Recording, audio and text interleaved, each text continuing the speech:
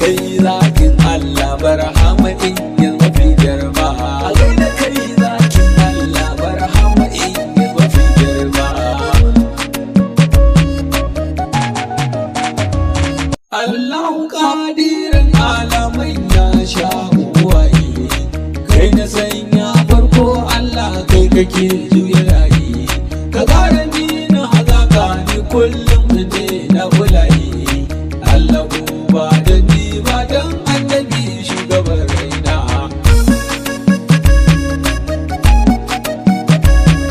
Salatin ƙara birnin ka yi wa annabi shanema, alihi da sahabbai ni ban taɓa yin bigi ba su ba. Shehana Ahmad Tijani jika bin ma'aikina da shehana barhaman ya kuzo kuje fa maradina. A gaida kai zakin Allah barhama in ya mafi girma. Kofar gidan da nake kuma duke sannu malam Tijani, majabaki sannin ka kai ne nan ubayo a gare ni. Ka sha yanayin giyar maye ta ga usul zamani, ina alfahari ba da kai uba gare ni masoyina.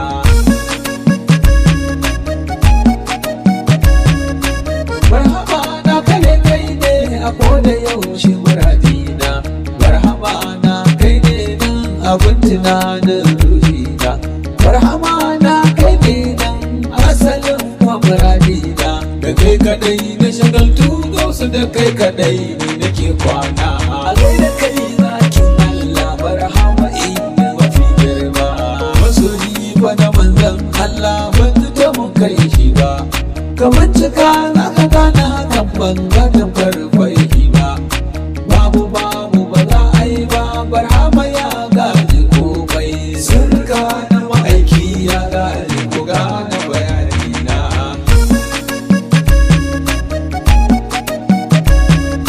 Na fito a duka na gane gari ka gausi mafi girma, kai kadai ne abin sarrushi dole ne in faɗa ma.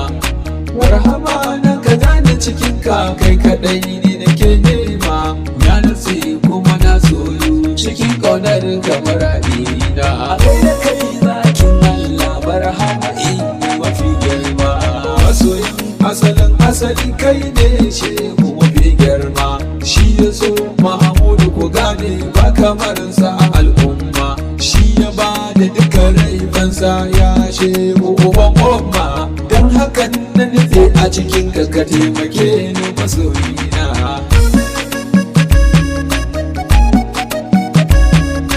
Barhama ka rike hannu na ka gayyace na a fadarka, na sani za kai mun wannan dan isa ta ma'aikinka.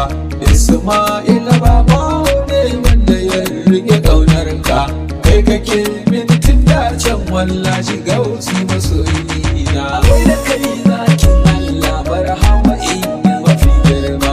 Allahu sarki gwani wanda ya yi zamani, shi ya shiryar da ni, shi ya kimsa da nisan gausi. Bayan da za ku yi sai ku ɗau haƙuri ko ku yi garari, shi mu je nan muradina.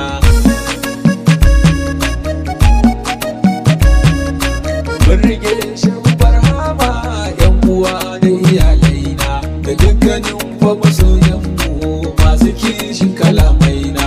A sai da umma da abana a karfafe su iyayena, su suke ƙara ƙarin ƙwazo in yabe shi masoyina. A gaida kai zakin Allah barhama in ya mafi girma. So nake in na buɗe idona ko da yaushe kalle ka, ko a fili ko fa a zashiri in ga kallonka. Annabin zamanin mu masoyi ko a baya ina san ka, kai kadai ne ka sulwara abin yabo da abin kauna.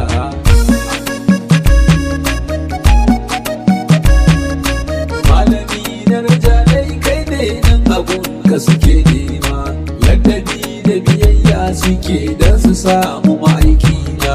Duniyar ilimi ta gane kai kadai ne mafi girma, sahibul asara da masoyi shugaba na masoyi na. A gaida kai zakin Allah barhama in ya mafi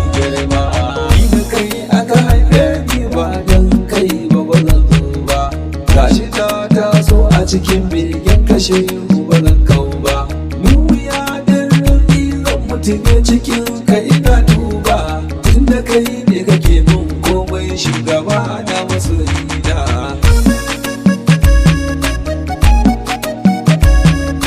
Bisalam gausul asara da cikin yaban ka ba zan kau ba.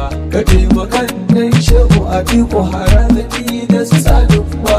Idan da yi rube yanka yanke shi tun da bai iya wake ba. Dan sharaftin jani Abuja gwagwada ni masu yana. A gaida kai zakin Allah barhama iya mafi girma. Akwai masoya wanda nake so in saka su a wake na. Ma'awiya na kaɗan doya riƙe ka masoyina. Fita mu harazumi su masu na ga masoyina. Akwai atamfa na kwayan nan yadda ta san kamar abina.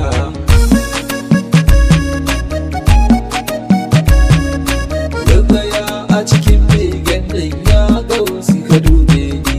Hadimi ne ga baban Kamisu shehu ƙara musanta ni. Isma'ila ne babawo zuciyar shi tana rauni. Karfafe ni masoyina in zo garin ka habibina. A gaida kai zakin Allah barhama iya mafi girma. A gaida kai zakin Allah barhama iya mafi girma.